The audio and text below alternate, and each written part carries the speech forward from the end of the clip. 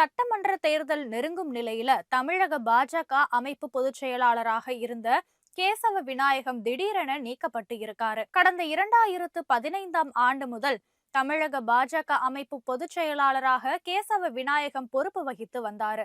10 ஆண்டுகளுக்கும் மேலாக இந்த பொறுப்புல இருந்து வந்த நிலையில தமிழக சட்டமன்ற தேர்தல் நெருங்கும் நிலையில அவரு அந்த பொறுப்புல இருந்து திடீர்னு நீக்கப்பட்டுட்டாரு.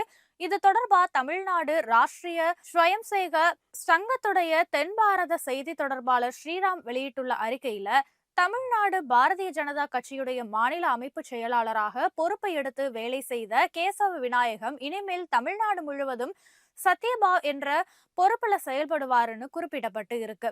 அத்தோட வட தமிழ்நாட்டுடைய RSS உடைய மாநில செயற்குழு உறுப்பினராகவும் அவர் செயல்படுவார்னு தெரிவிக்கப்பட்டு இருக்கு. தமிழக பாஜக முன்னாள் தலைவர் அண்ணாமலை தரப்புல இருந்து கேசவ விநாயகம் மீது புகார் கூறப்பட்டு வந்த நிலையில பாஜக பொறுப்பிலிருந்து அவர் திடீரென மாற்றப்பட்டுள்ளதாக கூறப்படுது.